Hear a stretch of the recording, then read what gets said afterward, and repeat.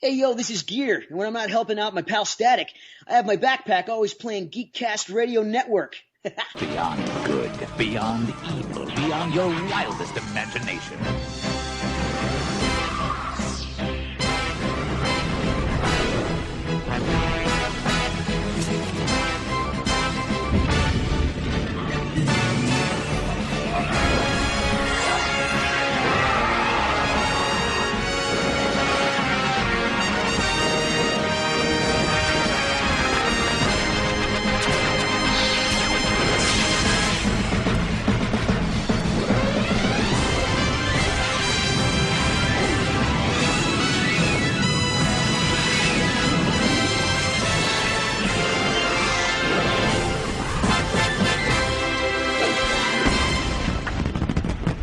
Hello and welcome to episode 34 of ToonCast Beyond, brought to you by the GeekCast Radio Network and Audible.com. I'm your host, Steve Jim Mike, and joining me is JT from Saskatoon. Hello. How you doing? I'm okay. Are you sure? I think so. I'm going crazy, but that's nothing new. We all go a little crazy sometimes. Yeah. Mainly when watching a certain Fantastic Four cartoon that shall not be named, World's Greatest Heroes. Today we are jumping back into the Delorean for one final time with our heading set for 1994 and Fantastic Four. To set the stage for this one, Fantastic Four, also known as Fantastic Four, the animated series, we all know how certain people hate that term, is the third animated television series based on Marvel's comic book series of the same name. Airing began on September 24th, 1994, until ending on February 24th, 1996. The series ran for 2 seasons with 13 episodes per season, making 26 episodes in total. I don't know. I remember watching this show, but it was like, I remember the voice cast more than I remember the actual stories. I'll tell you one thing that I remember. Worst theme song ever.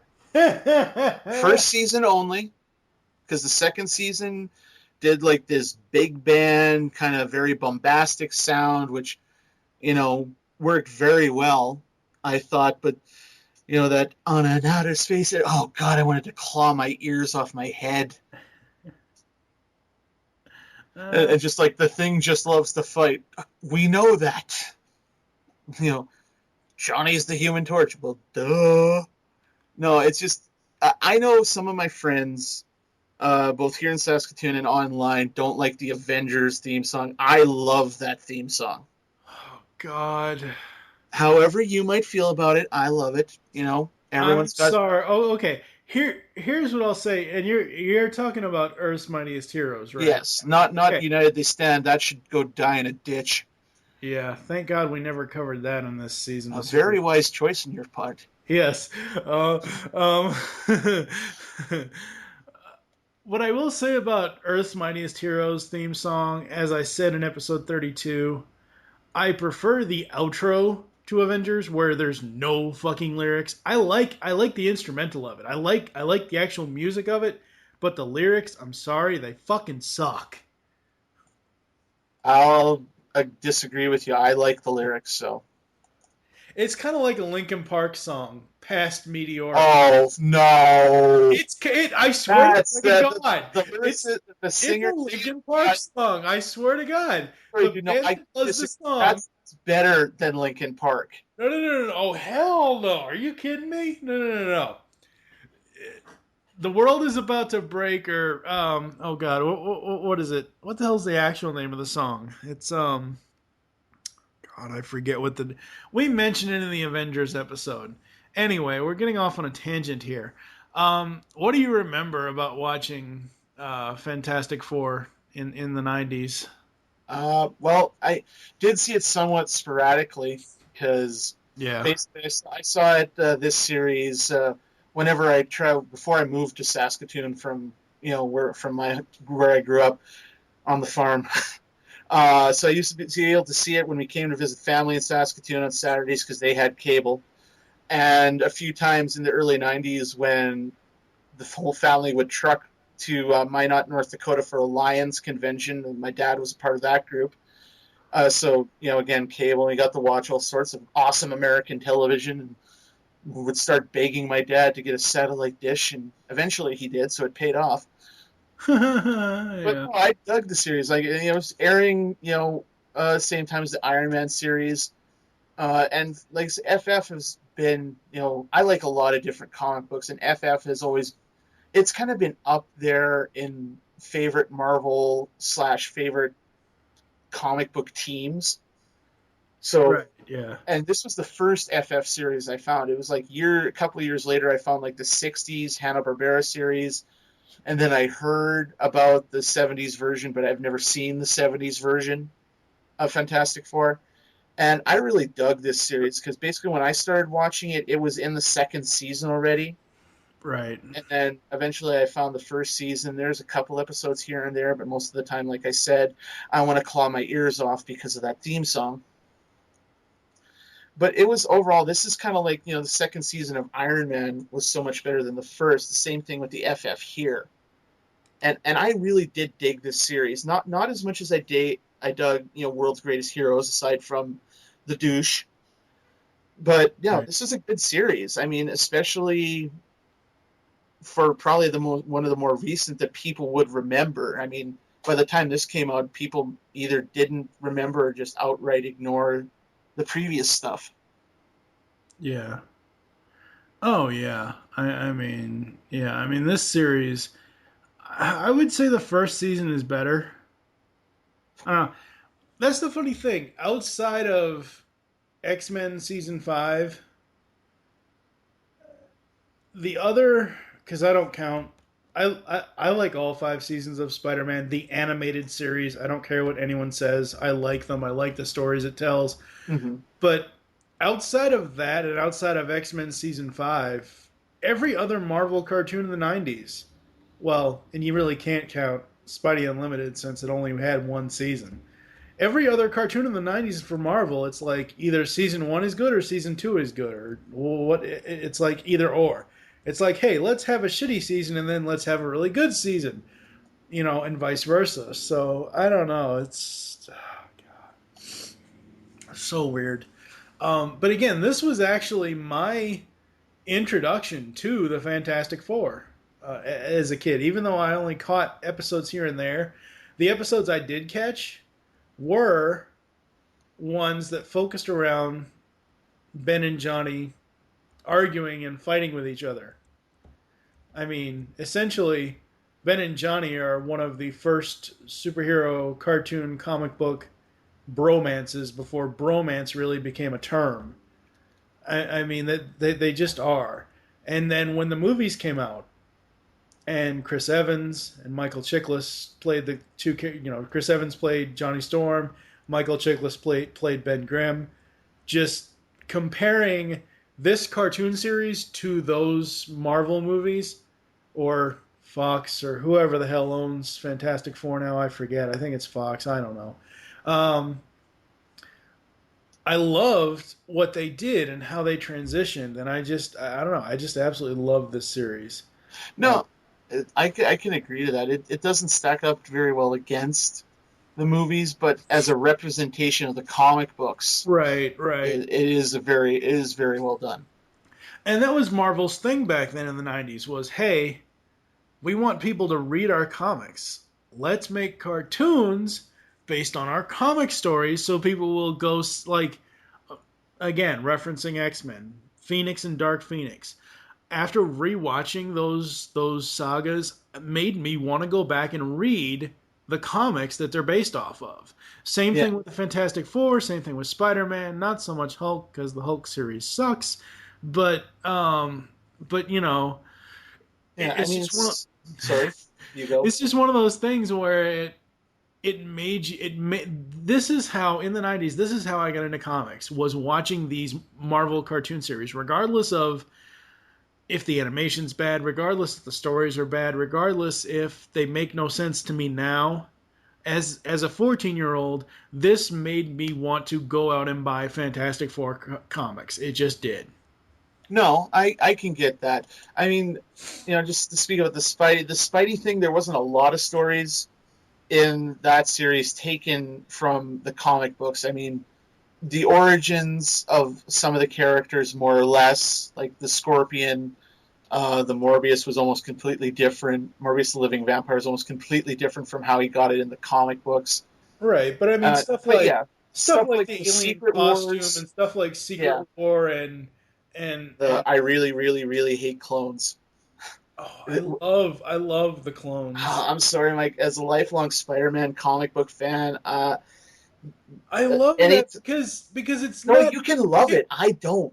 okay, right, but the reason why I'm trying to think. Secret War and the clone episodes are different, right? Secret War was the team up. And then the followed by the Clone Wars. It was basically that was the series finale. Right. Oh, okay, right. The reason why I love those two episodes is because I got to learn about different incarnations of Spider-Man. Because by that time I had only known classic Spidey, Yeah. the I don't know 616 universe, whatever. I don't know the fucking comic universes. Well, you All actually I'm got saying is the reason why I liked those episodes was because I got to see so many different Spider-Man from so many different eras. well, And yeah. stuff No, like so that was one of the cool things about it. I mean, it was more so a chance to. I mean, because I know how the comic stories, like the whole Iron Spidey armor, that was really just like a one-off from the issue, and then right. the whole Spider Carnage, which was lifted from the comic books of the time when Spider-Man's clone. They had this whole thing where they thought Ben Reilly, who was the original Spider-Man clone from the 70s, it was said that he was really Spider-Man, Right. and the Peter Parker that we've known for like the last however many years was the clone, stuff like that. Yeah. So, I mean, I like that design and all that, but yeah, just the whole clone, for me, the clone saga story in the comics has left a huge bitter taste in my mouth. Okay, in the comics I can see that, but coming from someone that has at that point, especially in the 90s, that never read the comics and that series got me into the comics, the Clone Saga in the cartoon series wasn't as bad as maybe what it is in the comics, at least. I Yeah, don't know. well, I'll give, Getting back to Fantastic Four, yeah. Spider-Man tangent. Getting back to Fantastic Four, getting into the voice cast, you had Bo Weaver as Mr. Fantastic, Laurie Allen as Invisible Woman, Quentin Flynn as Human Torch, Chuck McCann as The Thing, Brian Austin Green as Johnny Storm in Season 1. Quentin Flynn played Human Torch in Season 2. Oh boy. That's one thing I have always hated is they'll start out with a voice actor or they'll start out with an actor that does a voice and then they change it and I hate that in one like if you're going to use Brian Austin Green for the full series and then the next like World's Greatest Heroes was the next one to use a different voice actor, that's fine, but to change it, I hate all the voice changes in one singular series. That goes for anything.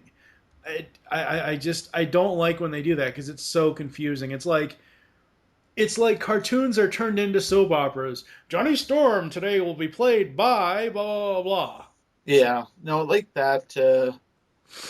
I can get it. Yeah. John Vernon played the first voice of Doctor Doom. Neil Ross played the second voice. He also played Puppet Master Warlord Krang. Hey, wait a second. What the hell is a brain doing in this show? Super Skrull for Season 1. Simon Templeton played Doctor Doom's third voice, and Pauline Arthur Lomas played Alicia Masters. For the guest cast, we have Edward Albert, Greg Berger, Mary Kay Bergman, Jane Carr, Rocky Carroll, Dick Clark as himself. Very sad seeing that name just now. Anyway, Yeah. Jim Cummings was in it, Keith David, Michael Dorn. Oh my God. Wow, he got Worf in here. Holy crap. Ron Feinberg, Ron Friedman, Brad Garrett as Hydro Man. Oh my God. George Gee, Dan Gilvezan as Warlord Morat, Benny Grant, Richard Greco again as Ghost Rider, Mark Hamill as the Kree Sentry. He also plays Maximus the Mad and Triton's second voice. Jess Harnell as Impossible Man, Super Skrull Season 2. Jamie Horton, Psycho Man. Chris Howerton, Claw. Kathy Ireland as Crystal. Now, who the hell was Crystal? She was one of the Inhumans. Hmm. Just look up the Marvel Comics, the Inhumans on Wiki, and I clicked on her name and it pulled up the Wiki article, and she's pretty hot. So yay, Kathy Ireland's hot this time around. Tony J as Galactus and Terrax in season 1. Wow. I can see Tony J pulling off Galactus. That's kind of weird. Megabyte and Galactus in the same sentence. Ugh, okay. Well, he did Galactus in the Silver Surfer series as well, I believe. Oh, cool. You have Clyde Kusatsu as Annihilus, K.E. Cooter as Ego the Living Planet, and then you have Mr. Stan Lee as himself, and his wife, I believe it's his wife, Joan Lee, as Mrs. Lavina Forbes, Kerrigan Mann as the Seeker. Wait, is that Goldar? What the hell is Goldar doing in this series? Picking up a paycheck? Probably. No, it's not the same. Let me see. I'm just looking here. I'm trying to see if it's. Yeah, it is. Wow, it is Goldar. Huh. Weird. Helen Oppenheimer as Firelord. Gary Owens as himself. Oh my God. Ron Perlman as Bruce Banner. Riff Reagan as Melinda. John Rhys Davies as Thor, Robert Ridgely as Skrull Emperor, Robin Sachs as Silver Surfer Season 1, Bill Smitrovich as Daredevil, Gina Tuttle as female TV reporter, and James Warwick as Namor. Overall, I think this is a pretty stellar voice cast. Oh, yeah. No, I mean... outside of the... it's a stellar voice cast, but I don't like that they had to change voices. For certain characters, that was kind of silly to me. Yeah. No, I get that. The whole, 3 different Doctor Dooms, although Simon Templeman's probably my favorite because he got more of that, kind of that upper crust kind of regal sound in his voice. Right. More so than John Vernon or Neil Ross did. I mean, again, the Dean from Animal House. Yep. Working for Marvel. I think probably when you look at the voice cast, I mean, you got, Michael Dorn, Worf from Star Trek as Gorgon, member of the Inhumans, and then Rocky Carroll, who plays Director Vance on NCIS right now. Oh, yeah. Holy shit. That's because when you read off the name, it's like, isn't that the dude? And I was like, click, click. It's like, yeah, that's Director Vance, from NCIS. So right. I thought that was actually pretty cool. Yeah, Dick Clark, he was in the very first episode of this because he was on some telethon interview talk show thing, and because they did the obligatory origin episode with them talking about how they went into space and they got their powers, and the fact that they were renting the top 10 floors of the Baxter Building before they bought it. Yeah, and that's where Stanley's wife, Miss Forbes, I believe, was their landlady. Who had this bitchy little dog, and she was like, I don't like all the noises coming from behind your door, and just constantly trying to find a way to get them out, right, which was that kind of forced humor thing that happened to a lot of animated series in the 90s. But I think, the biggest names in here, like you said, you got Jess Harnell as Impossible Man, which is wow, that was perfect. Because Impossible Man is basically, in Marvel Comics, he is the Animaniacs. He's this almost irrepressible, hyperkinetic alien from another planet that has, basically, he is the Mr. Mxyzptlk. Oh my God. To the Fantastic Four's Superman. He can transform into anything. He makes the laws of physics his bitch. So, yeah. But I think my favorite, you got Richard Grieco back as Ghost Rider in the one of the Galactus episodes. You got Mark Hamill in here, putting in his time, which is awesome. And I'm going to speak blue for a moment. You got Keith motherfucking David, Yeah. Goliath as Black Panther, which was awesome. But Yeah. I think overall my favorite member of the voice cast was Tony J as Galactus, because that dude just has a voice that, I don't care. He's reading the phone book I'm listing kind of thing. Yeah. Yeah. Tony J was just amazing. I wish, Sadly.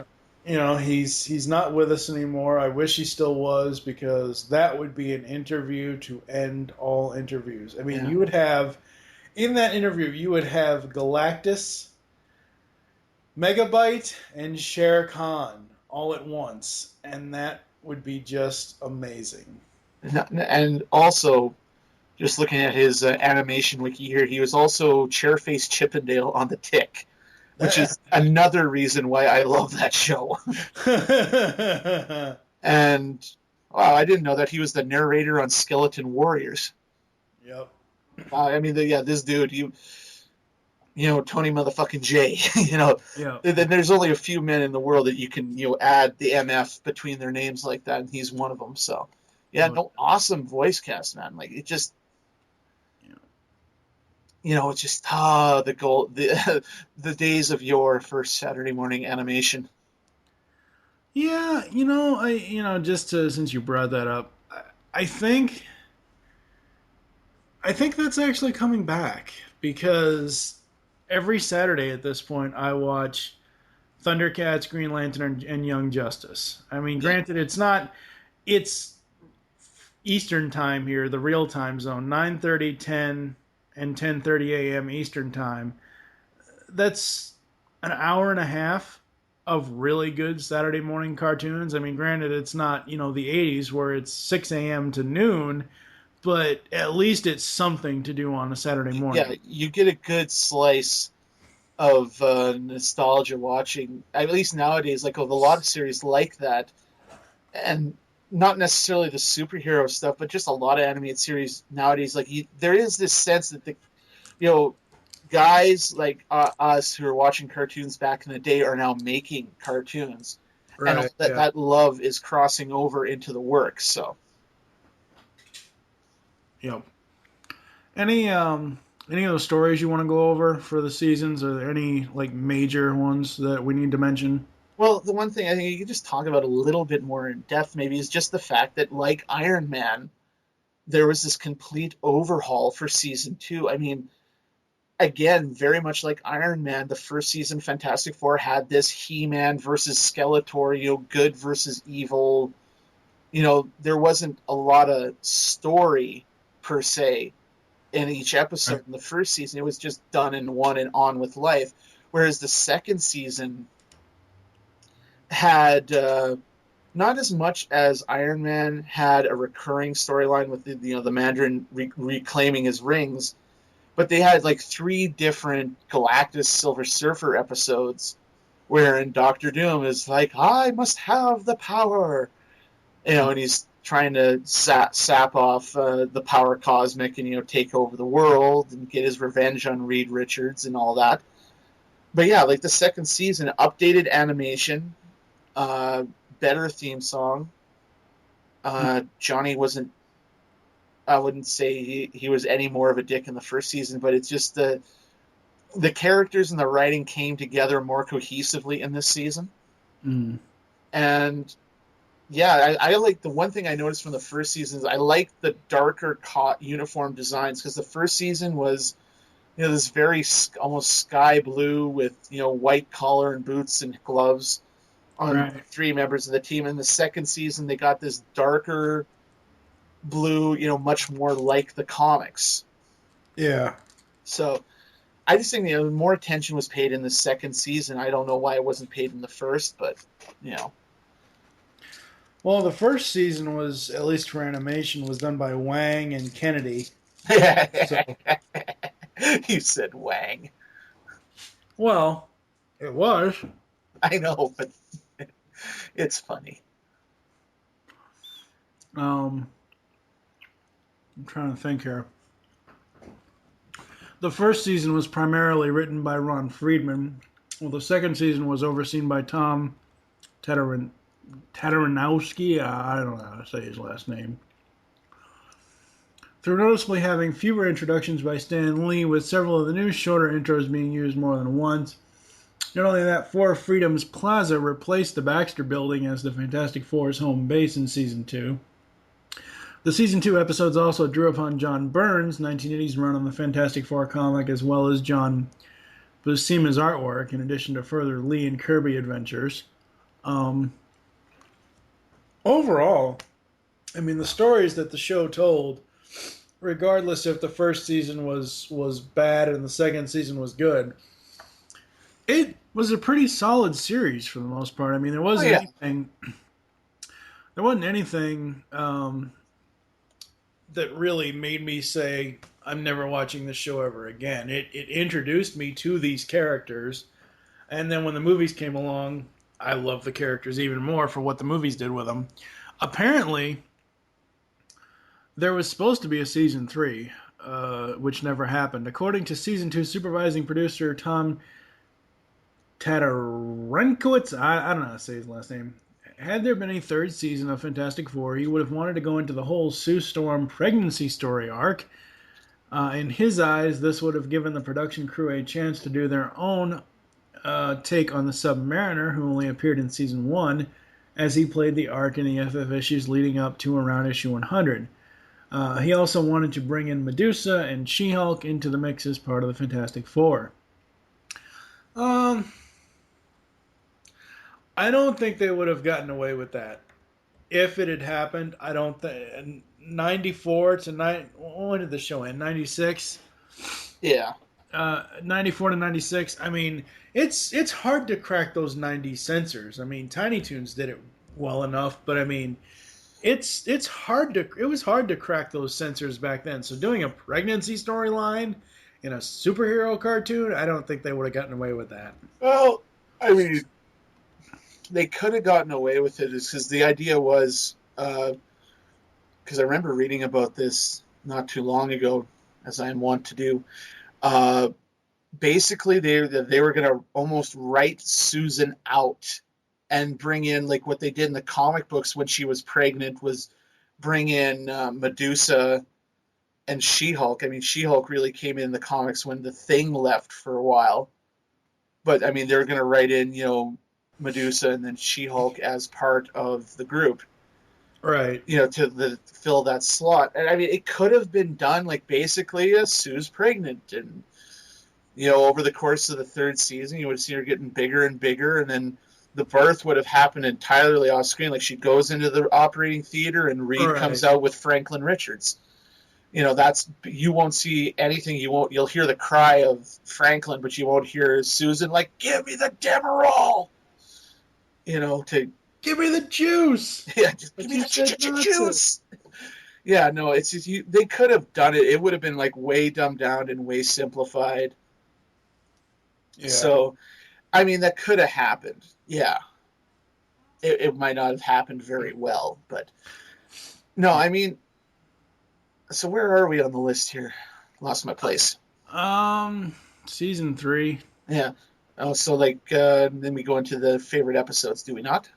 Yeah, you can talk about some favorite episodes. Okay. Yeah. Cool thing about Fantastic Four, more so than Iron Man that was running concurrently with this, is there are three classic FF stories that they translated into animation. There was of course the three or four Galactus episodes. Right. There was the Mask of Doom, which is basically in the 60s. One of the classic FF stories from the original couple of years was Dr. Doom kidnaps Sue Storm, and he has basically a time platform, which he's the only guy in the Marvel Universe that conquered time travel. And he sends Ben, Johnny, and Reed back in time to find these mystic gems that'll help him increase his power. And in the comic books, Ben becomes Blackbeard and such like that. It's one of the classic tales. So they animate that.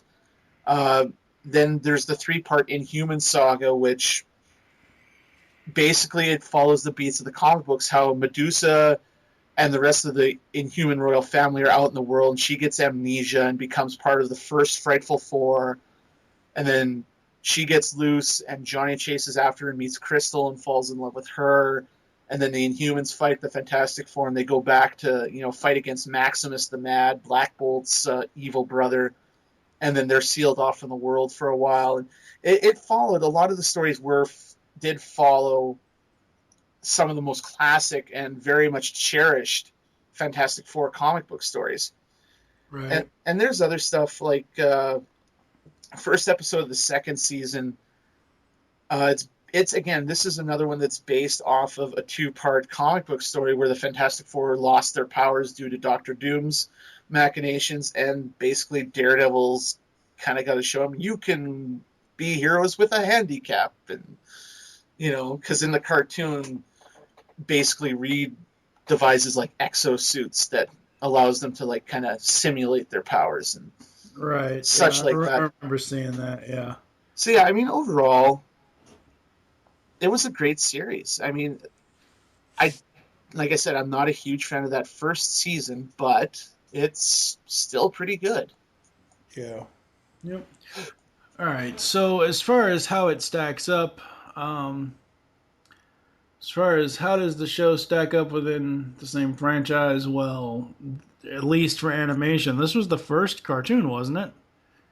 I mean, this is technically the third series, but well, right, but I don't remember anything. No, this would be the first series for many people.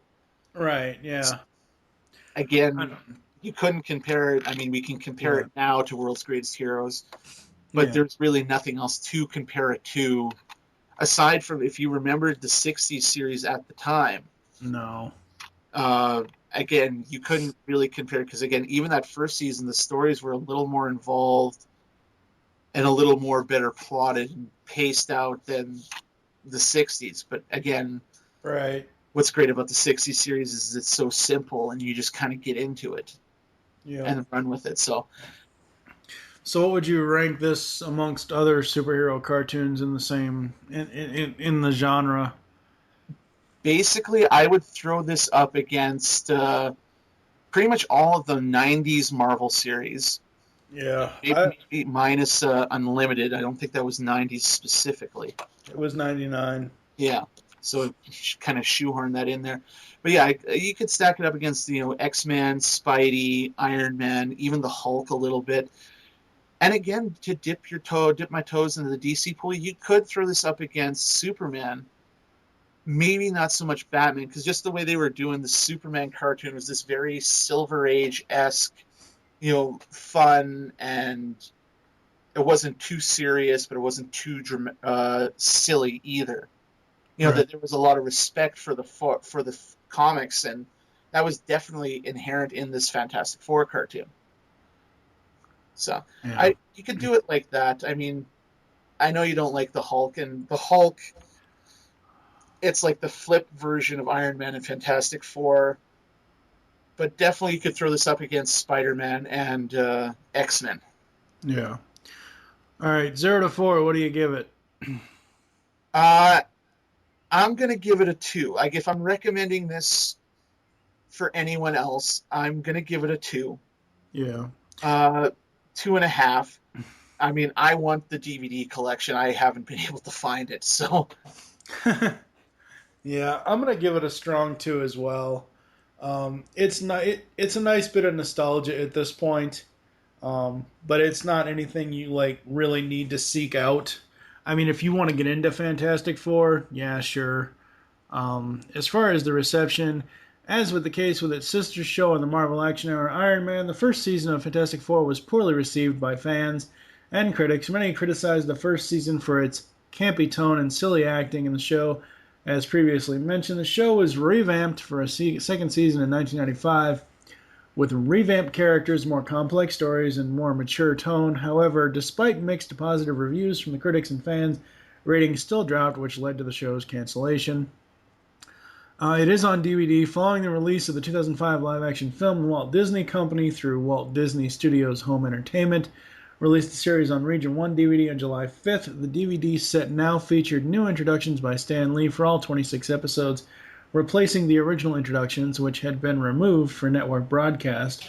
Additionally, pieces of footage from the episodes themselves had also been removed for network broadcast, and it is these cut episodes that comprise the DVD set. I hate when they use cut episodes. No one likes a clip show. Exactly. So we're going to head to a commercial break, and we'll come back after that.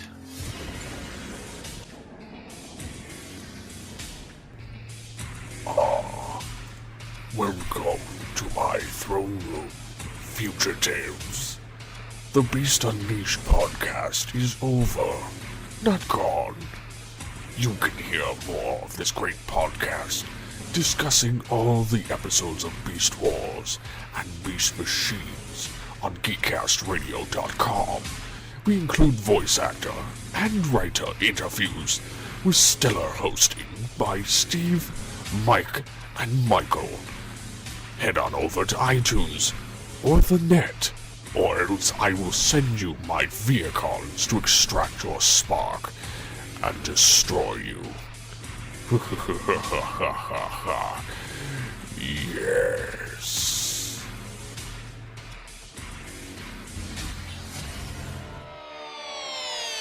Like animation? Come listen to Animation Aficionados. And if you disagree with us, you could be a guest on a future show. Available on iTunes, the Zune Market, and animationaficionados.com.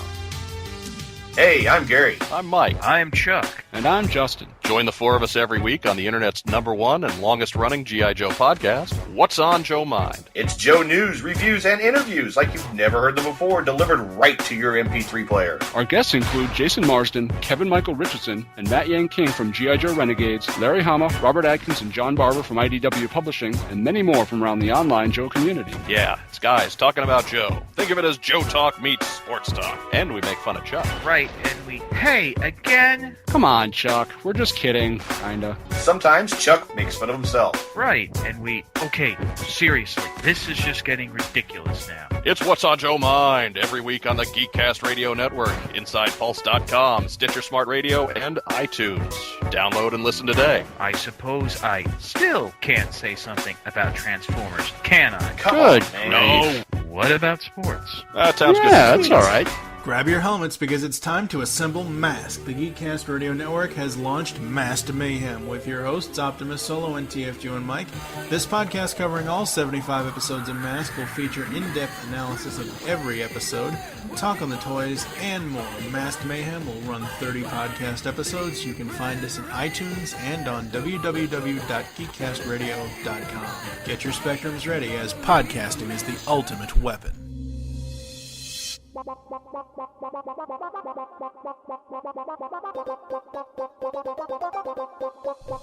can now hear the GeekCast Radio Network while on the go with Stitcher Smart Radio. Stitcher is a free-use and talk mobile app available for your smartphone. And when you download Stitcher to hear GeekCast Radio, you'll have a chance to win money. Downloading is quick and easy. Just find Stitcher in the App Store. During registration, hit the promo code box and enter GeekCast Radio, all one word, to get automatically entered to win $100. The latest episodes of the shows will be waiting for you in your favorites. You'll get access to lots of other amazing shows too. Always available to you on demand, no syncing. It's Stitcher Smart Radio. Don't forget to enter promo code GeekCast Radio when you register. So we are back, and for you, the listeners of ToonCast Beyond, Audible is offering a free audiobook download with a free 30-day trial to give you the opportunity to check out their service. Use audibletrial.com/geekcastradio. Final thoughts on Fantastic Four 94, sir? I love this series. Like it's a huge slice of nostalgia for me.